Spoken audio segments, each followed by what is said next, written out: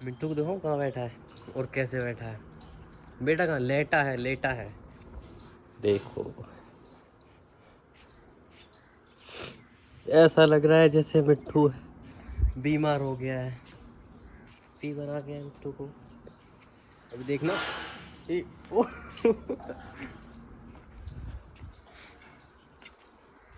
मिट्टू से एक सवाल पूछिए, उड़ता क्यों नहीं है?